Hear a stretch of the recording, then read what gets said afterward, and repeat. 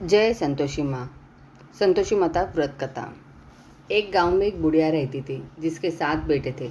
6 बेटे कमाने वाले थे और एक बेटा निकम्मा था। बुढ़िया माँ 6 पुत्रों का झूठा 7वें पुत्र को देती। 7वां पुत्र एक दिन अपनी पत्नी से बोला, देखो मेरी माता का मुझ पर कितना प्रेम है। वह बोली, क्यों नहीं, सबका झूठा बचा हुआ तुमको खिलाती है। वह बोला, जब तक आंखों से ना देखे मान नहीं सकता।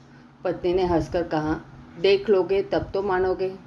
कुछ दिन बाद एक बड़ा त्यौहार आया। घर में 7 प्रकार के भोजन और चूरमा के लड्डू बने। वह पत्नी की बात को जांचने के लिए सिर दर्द का बहाना बनाकर पतला कपड़ा सिर पर ओढ़कर रसोई में जाकर सो गया और कपड़े में से सब देखता रहा। 6 भाइयों भोजन करने आए। उसने देखा माँ ने उनके लिए सुंदर सुंदर आसन बिछाए, 7 प्रकार की रसोई परोसी और आग्रह कर करके उन्हें भोजन कराती रही। वह देखता रहा। 6 भाई भोजन कर उड़ गए। तब माँ ने उनकी 5 थालियों में से लड्डुओं के टुकड़ों को उठाया और एक लड्डू बनाया। जूठन साफ कर माँ ने उसे पुकारा, उठ बेटा उठ, तेरे भाइयों ने भोजन कर लिया, तू भी उठकर भोजन कर ले। उसने कहा, माँ मुझे भोजन नहीं करना, मैं परदेश जा रहा हूँ। माता ने कहा, कल जाना हो तो आज ही जा।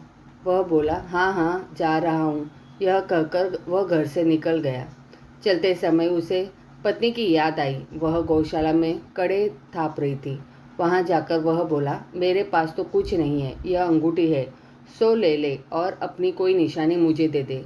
वह बोली, मेरे पास क्या है, यह गोबर भरा हाथ है। यह कहकर पत्नी ने उसकी पीठ पर गोबर के हाथ की थाप मार दी। वह चल दिया। चलते चलते दूर देश में पहुंचा। वहां एक साहूकार की दुकान थी। वहां जाकर बोला, सेठ जी मुझे नौकरी पर रख लो। साहूकार को नौकरी की सख्त ज़रूरत थी। तो उसने कहा, सेठ जी पर जैसा आप ठीक समझे। उसे साहूकार के यहाँ नौकरी मिल गई। वहाँ दिन रात काम करने लगा। कुछ दिन में दुकान का लेन देन, हिसाब किताब, ग्राहकों को माल बेचना, सारा काम करने लगा। साहूकार के 7-8 नौकर थे। वे सब चक्कर खाने लगे, लेकिन उसने अपनी लगन, परिश्रम और ईमानदारी से सभी को पीछे छोड़ दिया। उसे अपनी किए का फल मिला। सेठ जी ने भी उसका काम देखा और 3 महीने में ही उसे मुनाफे में साझेदारी बना लिया। परिश्रम करते करते 12 वर्ष में ही वह नगर का नामी सेठ बन गया और सेठ अपना सारा कारोबार उस पर छोड़कर बाहर चला गया। इधर उसकी पत्नी पर क्या बीती वह सुने। सास ससुर उसे दुख देने लगे। गृहस्थी का काम करवाकर उसे लकड़ी लेने जंगल में भेजते। इस बीच घर की रोटियों के आटे से जो भूसी निकलती उसकी रोटी बनाकर रख दी जाती और फूटे नारियल की नरेली में पानी दिया जाता। इस तरह दिन बीतते रहे। एक दिन वह जब जंगल में लकड़ी लेने जा नहीं थी, तब उसे रास्ते में बहुत सी स्त्रियां संतोषी माता का व्रत करती दिखाई दी। यह वहाँ खड़ी होकर पूछने लगी, बहनों यह तुम किस देवता का व्रत करती हो और इसके करने से क्या फल मिलता है? इस व्रत के करने की क्या विधि है? यदि तुम इसने अपने इस व्रत का विधान मुझे समझाकर कहोगी तो मैं तुम्हारा बड़ा एहसान मानूंगी। उनमें से एक स्त्री बोली, सुनो, यह संतोषी माता का व्रत है। इसके करने से निर्धनता, दरिद्रता का नाश होता है, लक्ष्मी आती है, मन की चिंताएं दूर होती है, मन को प्रसन्नता और शांति मिलती है, निपुति को पुत्र मिलता है, प्रीतम बाहर गया हो तो वह शीघ्र लौट आता है, कुंवारी कन्या को मनपसंद वर मिलता है, चलता मुकदमा खत्म हो जाता है, कलह क्लेश की निवृत्ति हो, मुख शांति होती है, घर में धन जमा हो, धन जायदाद का लाभ होता है तथा और भी मन में जो कुछ कामना हो सब संतोषी माता की कृपा से पूरी होती है, इसमें संदेह नहीं है। वह पूछने लगी, यह व्रत कैसे किया जाता है, यह भी बताओ तो बड़ी कृपा होगी। वह स्त्री कहने लगी, बिना परेशानी, श्रद्धा और प्रेम से जितना भी बन सके प्रसाद लेना, 5.25 आने तथा इससे भी ज़्यादा शक्ति और भक्ति के अनुसार गुड़ और चना ले। हर शुक्रवार को निराहार रहकर कथा कहना सुनना। इसके ओम बीज कम नहीं टूटे। लगातार नियम पालन के करना। सुनने वाला कोई न मिले तो घी का दीपक जलाकर उसके आगे जल के पात्र को रख कथा सुनना कहना, परंतु नियम न टूटे। जब तक कार्य सिद्ध न हो नियम पालन करना और कार्य सिद्धि हो जाने पर व्रत का उद्यापन करना। 3 मास में माता पूरा फल प्रदान करती है। यदि किसी के ग्रह खोटे हैं भी तो माता 1 वर्ष में अवश्य उनको अनुकूल करती है। कार्य सिद्धि होने पर ही उद्यापन करना चाहिए, बीच में नहीं। उद्यापन में 2.5 सेर आटे का खाजा तथा इसी अनुसार खीर तथा चने का साग बनाना, 8 बच्चों को भोजन कराना, जहाँ तक मिले देवर जेठ भाई बंधु कुटुंब के लड़के को लेना, न मिले तो रिश्तेदार और पड़ोसियों के लड़के को बुलाना, उन्हें भोजन कराना, यथाशक्ति दक्षिणा देना, माता का नियम पूरा करना। ध्यान रखना उस दिन घर में कोई खटाई न खाए। यह सुन वह वहाँ से चल दी। रास्ते में लकड़ी के बोझ को बेच दिया और उन पैसों में गुड़ चना ले माता के व्रत की तैयारी कर आगे चली। रास्ते में संतोषी माता के मंदिर में जा माता के चरणों में लौटने लगी। विनती करने लगी, माँ मैं दीन हूँ, निपट मूर्ख हूँ, व्रत के नियम कुछ नहीं जानती, मैं बहुत दुखी हूँ। हे माता मेरा दुख दूर कर, मैं तेरी शरण में हूँ। माता को दया आई। एक शुक्रवार बीता कि दूसरे शुक्रवार को ही उसके पति का पत्र आया और तीसरे शुक्रवार को उसका भेजा हुआ पैसा पहुँचा। यह देखकर जेठानी मुँह सिकोड़ने लगे। इतने दिनों बाद इतना पैसा आया, इसमें क्या बड़ाई है। लड़के ताने देने लगे। काकी के पास अब पत्र आने लगे, रुपया आने लगा। अब तो काकी की खातिर बढ़ेगी, अब तो काकी बुलाने से भी नहीं भूलेगी। बेचारी सरलता से कहती, भैया पत्र आए रुपया आए तो हम सबके लिए अच्छा है। ऐसा कहकर आंखों में आंसू भरकर संतोषी माता के मंदिर जा बैठी।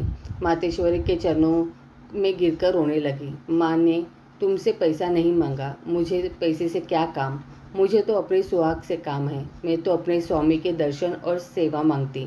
तब माता ने प्रसन्न होकर कहा, जा बेटी तेरा स्वामी जल्दी ही आएगा। यह सुन खुशी से बावली हो वह घर आकर काम करने लगी। संतोषी माँ विचार करने लगी, इस भोली पुत्री से मैंने कह तो दिया कि तेरा पति शीघ्र आएगा, पर आएगा कहाँ से, वह तो इसे स्वप्न में भी याद नहीं करता। उसे इसकी याद दिलाने तो मुझे ही जाना पड़ेगा। संतोषी माता ने उस बुढ़िया के बेटे को स्वप्न में समझाया, पुत्र तेरी घरवाली कष्ट उठा रही है। यह बोला, हाँ माता यह तो मुझे भी मालूम है, परंतु क्या करूँ, वहाँ कैसे जाऊँ। परदेश की बात है, लेन देन का सारा हिसाब किताब है, कोई जाने का रास्ता नज़र नहीं आता। आप ही कोई राह दिखाइए कि वहाँ कैसे जाऊँ। माँ कहने लगी, सवेरे नहा धोकर संतोषी माता का नाम ले, घी का दीपक जला, दंडवत कर और दुकान पर जा बैठना। देखते देखते तेरा लेन देन चुक जाएगा, जमा माल बिक जाएगा, सांझ होते होते धन का ढेर लग जाएगा। वह अगले दिन सुबह बहुत जल्दी उठा। उसने अपने मित्र बंधुओं परिचितों से स्वप्न में माता द्वारा कही गई बात कह सुनाई।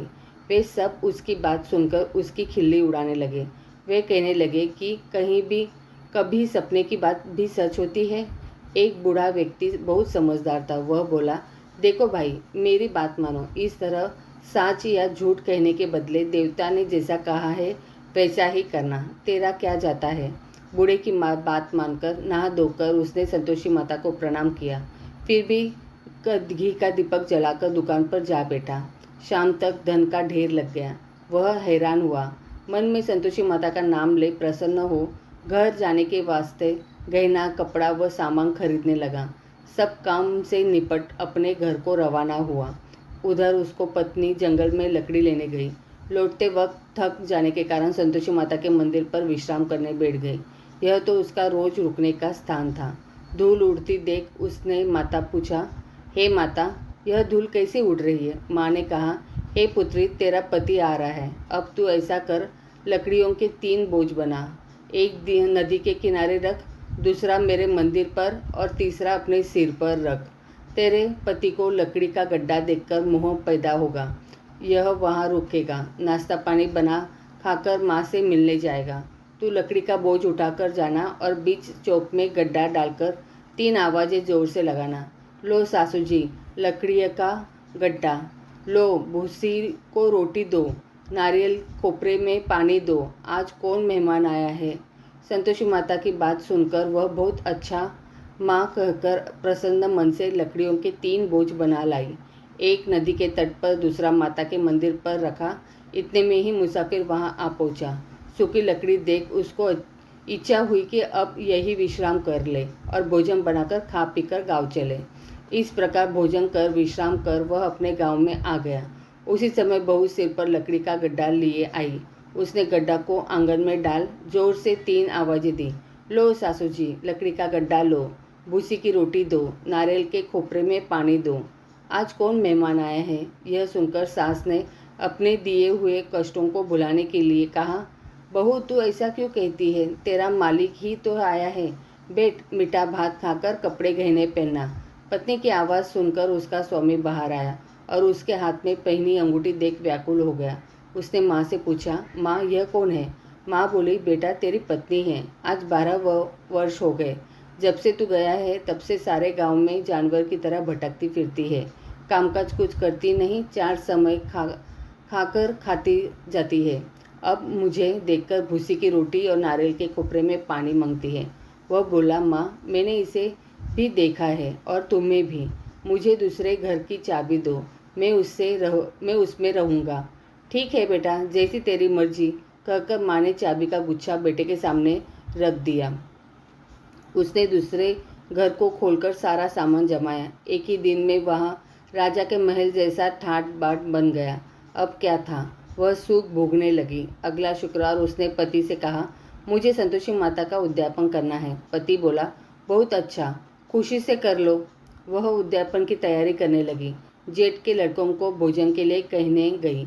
उन्होंने मंजूरी किया, परंतु पीछे से जेठानी ने अपने बच्चों को सिखलाया, देखो रे, भोजन के समय सब लोग खटाई मांगना, जिससे उसका उद्यापन पूरा ना हो। लड़के भोजन करने आए, खीर पेट भरकर खाई, परंतु बात याद आते ही कहने लगे, हमें कुछ खटाई खाने को दो, खीर खाना हमें भाता नहीं, देखकर अरुचि होती है। लड़के उठ खड़े हुए, बोले, पैसे लाओ। भोली बहू कुछ जानती न थी, उन्हें पैसे दे दिए। लड़कों ने बाजार जाकर उन पैसों से इमली खरीदी और खाई। यह देखकर बहू पर माताजी ने कोप किया। राजा के दूत उसके पति को पकड़कर ले गए। अब सब मालूम हो जाएगा जब जेल की रोटी खाएगा। बहू से यह वचन सहन नहीं हुए। वह संतोषी माता के मंदिर में गई और कहने लगी, माता तुमने यह क्या किया? हंसाकर क्यों रुलाने लगी? माता बोली, पुत्री तूने मेरा व्रत का भंग किया है, इतनी जल्दी सब बातें भुला दी। वह बोली, माता भूली तो नहीं हूँ, न कुछ अपराध किया है, मुझे तो लड़कों ने भूल डाला दिया, मुझे क्षमा करो माँ। माँ बोली, ऐसी भूल भी कहीं होती है? यह बोली, अब कोई भूल नहीं होगी। अब बताओ मेरे पति कैसे आएंगे? माँ बोली, पुत्री जा, तेरा पति तुझे रास्ते में ही आता मिलेगा। वह मंदिर से निकलकर बाहर आई तो रास्ते में उसे अपना पति आता हुआ मिला। उसने पूछा, कहाँ गए थे? वह बोला, इतना धन जो कमाया है उसका कर राजा ने मांगा था, वह भरने गया था। वह प्रसन्न होकर बोली, भला हुआ, अब घर चलो। फिर अगला शुक्रवार आया। वह बोली, मुझे माता का उद्यापन करना है। पति ने कहा, ठीक है करो। वह फिर जेठ के लड़कों से भोजन को कहने गई। जेठानी ने लड़कों को सिखा दिया कि तुम पहले की तरह खटाई मांगना। लड़के भोजन करने बैठे, लेकिन भोजन करने से पहले ही कहने लगे, हमें खीर पूरी नहीं भाती, जी बिगड़ता है, कुछ खटाई खाने को दो। यह बोली, खटाई खाने को नहीं मिलेगी, खाना हो तो खाओ। उनके उठकर चले जाने पर उसने ब्राह्मण के लड़के को बुलाकर भोजन करवाया। दक्षिणा की जगह उन्हें एक एक फल दिया। इससे संतोषी माता प्रसन्न हो गई। माता की कृपा से 9 माह बाद उसको चंद्रमा के समान एक सुंदर पुत्र प्राप्त हुआ। पुत्रों को लेकर वह प्रतिदिन संतोषी माता के मंदिर में जाने लगी। माँ ने सोचा कि यह रोज आती है, आज क्यों न मैं ही इसके घर चलूँ, इसका आसरा देखूँ तो सही। यह विचार कर माता ने भयानक रूप बनाया। गुड़ और चने से सना मुख, ऊपर से मूंड की समान ओठ, उस पर मक्खियाँ भिनभिना रही थी। दहलीज में पैर रखते ही उसकी सास चिल्लाई, देखो रे, कोई चुड़ैल डाकिनी चली आ रही है, लड़कों इसे भगाओ नहीं तो सबको खा जाएगी। बहू रोशनदान से देख रही थी, वही प्रसन्न हो उठी, आज मेरी माता मेरे घर आई है। यह कहकर दूध पीते बच्चे को गोद उतार दी। इस पर उसको सास को क्रोध में भरकर बोली, अरे इसे देखकर कैसे उतावली हो, जो बच्चे को पटक दिया। इतने में माँ के प्रताप से जहाँ देखो वहाँ लड़के ही लड़के नजर आने लगे। यह बोली, माँ जी मैं जिनका व्रत करती हूँ यह वही संतोषी माता है। इतना कह उसने झट से घर से सारे किवाड़ खोल दिए। सबने माता के चरण पकड़ लिए और विनती करने लगे, हे माता हम मूर्ख हैं, अज्ञानी हैं, तुम्हारे व्रत की विधि हम नहीं जानते। तुम्हारा व्रत भंग कर हमने बड़ा अपराध किया है। हे माता, आप हमारे अपराधों को क्षमा करो। इस प्रकार 12 बार कहने पर संतोषी माता प्रसन्न हुई। इसके बाद उसकी सास कहने लगी, हे संतोषी माता, अपनी बहू को जैसा फल दिया वैसा सबको देना। जो यह कथा सुने या पढ़े उसका मनोरथ पूर्ण हो। जय संतोषी माँ।